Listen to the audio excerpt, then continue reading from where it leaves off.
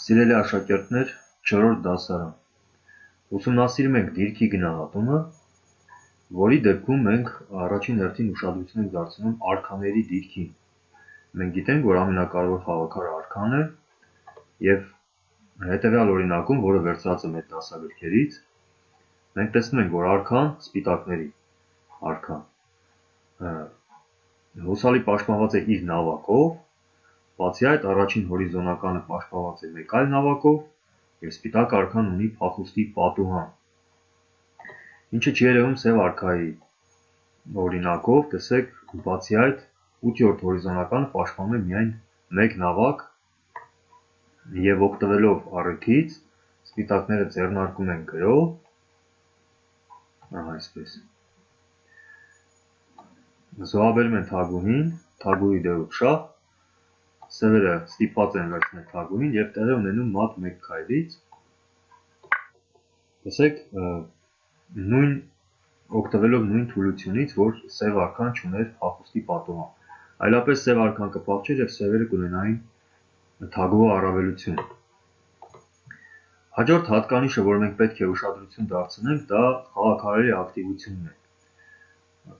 Սրա մասին մենք խոսել ենք նախորդ դասընթացին, երբ հաշվում ենք քանի ակտիվ խաղաքար ունի սպիտակ կողմը, սև կողմը և այլն։ Շատ կարևոր է, որ բոլոր խաղաքարերը դուրս գան պայքարի։ Մյուս հատկանիշը դա զինվորային կառուցվածքն է, շատ կարևոր հատկանիշ է։ Ահա այստեղ երևում է ինչքան կարևոր է զինվորների շղթան, տեսեք, զինվորները մեկը մյուսին պաշտպանում են։ Ահա այսպես։ Սևերի պարագայում սա շատ ամուր շղթա, ինչ չեն կարող ասել սպիտակների օրինակով, որտեղ H2 զինվորը միայնակ է, այն նավթույլ է, ինչպես նաև F2 զինվորը, C2 և C3 զինվորները կրկնապատկված են, նրանք մեկը մյուսին խանգարում են, տեսեք, շարժվելու, պայքարելու։ C2 զինվորը չի կարող քայլ անել։ Եվ այս օրինակով սևերը կարող են գրոհ կազմակերպել և ճեղքել սպիտակների պաշտպանությունը H5, H4 քայլով։ Ու ենթադրենք սպիտակները կարող են մոտենալ արքայով, փորձել պաշտպանել, բայց G4, G3 քայլից հետո տեղի ունեն փոխանակում, H4-ը վերցնում է G3, կամ ինչպես մենք դասաժամին նշեցինք, HG, ավելի կարճ արտահայտությունը, սպիտակները պատասխանում են և F3 զինվորը անցնում է թագուհի։ Տեսեք ինչ կարևոր է զինվորների ճիշտ կառուցվածքը։ Ահա, զինվորային կառուցվածք։ Հաջորդ հատկանիշ, որ մենք պետք է ուշադրություն դարձնենք, դա թուլություններն են մրցակցի մոտ, թույլ դաշտերը։ Հետևյալ օրինակում մենք տեսնում ենք, որ այստեղ սևերի մոտ F6, G7 և H6 դաշտերը պաշտպանված չեն, սրանք թույլ դաշտեր են։ Եվ այստեղ սպիտակները կարող են դրանից օգտվել, ձեռնարկելով F5, F6 առաջ խաղացումը, հետագայում միտում ունենալով թագուհով շարժվել H6 և մատ հայտարարել G7-ից։ Սևերը կարող են փորձել պաշտպանվել արքայով, նահանջել և ապա նավակով պաշտպանել G7 դաշտը, նավակ G8, բայց այստեղ վրա է հասնում ձին, ձի G5-ից հետո այս մատը H7 կամ G7 դաշտից դառնում է անխուսափելի։ Հիմա հիշելով դիրքի գնահատման բաղադրիչները, ինչին ենք մենք առաջին հերթին ուշադրություն դարձնում, փորձենք լուծել մեր տրամագները, որպես կանոն դրանք 4-ն են, և սա 17 տրամագիր 1-ն է։ Այստեղ մենք տեսնում ենք զինվորային կառուցվածք, և հարցը հետևյալն է, ում զինվորային կառուցվածքն է ավելի լավը։ Հաշվի առնելով, որ տեսեք կարծես թե դիրքը հավասար է, բայց քանի որ սպիտակները ավելի մոտ են 8-րդ հորիզոնականի, քան սևերը առաջին հորիզոնականի, ստացվում է, որ սպիտակների զինվորային կառուցվածքն է ավելի լավ, և այստեղ H5, H6 քայլից հետո սպիտակները շտապում են թագուհի, սևերի խոչընդոտից հետո մյուս զինվորը, տեսեք, զինվորային շղթան ճեղքվեց, և մյուս զինվորը G6, G7 քայլով արդեն անցնում է թագուհի, փաստորեն այստեղ սպիտակները հաղթում են։ Մեկ այլ օրինակում,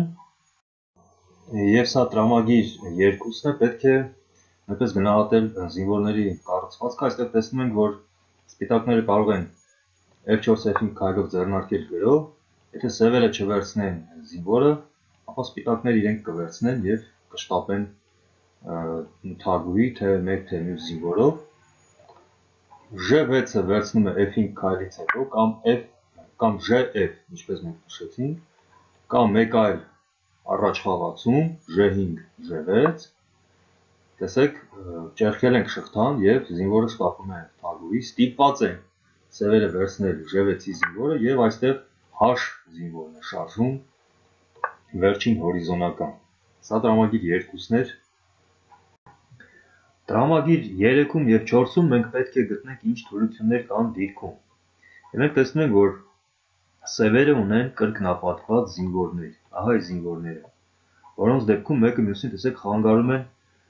քայլել, գրոհել, բացի այդ մենք տեսնում ենք, որ բաց է արքայի ուղղաձիգը և այստեղ սպիտակները կարող են գրոհ ձեռնարկել։ Նույնպես օգտվելով այն առիթից, որ Ž ուղղաձիգի զինվորը հայտնվել է F6 դաշտում։ Հիմա ինչպես օգտագործելով թույլ դաշտերը ստեղծել մատային սպառնալիքներ։ Մենք ունենք բաց գծեր, խնդրեմ, եւ այստեղ թագուհի H6 քայլով մենք կարող ենք նավակին աջակցություն կազմել եւ այստեղ սպառնում ենք մատ հայտարարել J7 դաշտից, թագուհի J7 եւ մատ։ Իհարկե սևերը կարող են պաշտպանել J7 դաշտը, խաղալով օրինակ նավակ J8։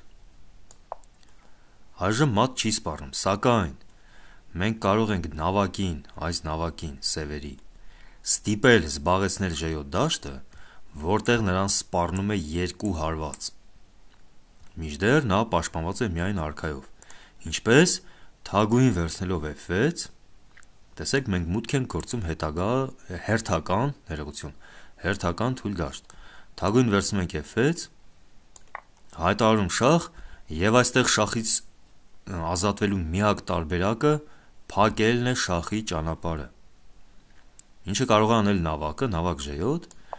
եւ մենք ստացանք այն դիրքը, որը ցանկանում ենք։ Նավակի վրա մենք ունենք 2 հարված, վերցնում ենք թագուհով,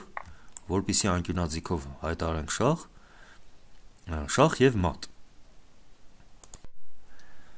Տրամագիր 4-ում, ինչպես տեսնում ենք, սպիտակ արքան պաշտպանված է իր զինվորներով եւ նրա մոտակայքում գտնվում են խաղաքարեր, որոնք պատրաստ են նրան պաշտպանել։ Մինչդեռ սև արքայի տիրույթներում նկատվում են թույլ դաշտեր։ Հիշեցնեմ, դրանք այն դաշտերն են, որոնք պաշտպանված չեն զինվորներով։ Նշենք այդ դաշտերը, A6, B7 եւ C6 դաշտերն են այս պարագայում, եւ օգտագործելով թույլ դաշտերը կարելի է ստեղծել սպառնալիքներ։ Օրինակ, թագուհի A6 հայտնվել թույլ դաշտերից մեկում, ապա խաղալ C5, C6, հայտնվել մեկ այլ թույլ դաշտում եւ մատ սպառնալ B7 դաշտից։ Թագուհի A6։ Այն դեպքում, եթե սևերը փորձեն չեզոքացնել այս շատ վտանգավոր զինվորին, որպեսզի նա չշարժվի առաջ եւ չստեղծի մատային սպառնալիքներ, այս հարվածից հետո տեսեք արքայի ուղղաձիգը բացվեց։ Սա եւս մեկ թուլություն է եւ սպիտակները կարող են դրանից օգտվել, հայտարարելով շախ։ Թագուհի B5 շախ, հետագայում զարգացնելով նույնպես գրոհը։ Ենթադրենք այսպես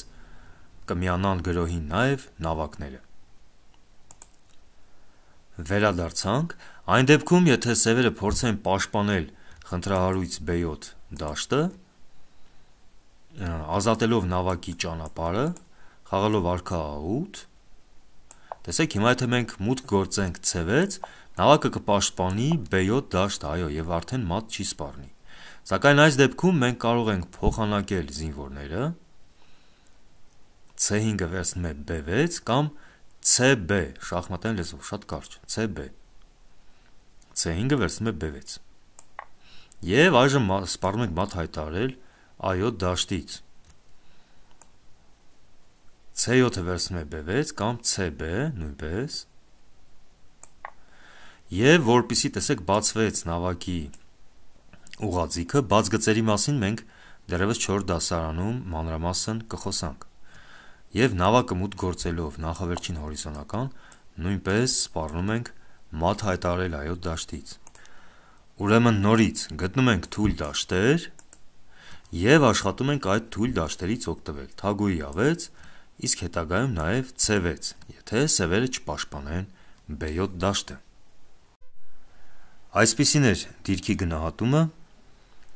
հաջորդ դասին մենք այն կշարունակենք ուսումնասիրել, մինչ նոր հանդիպում։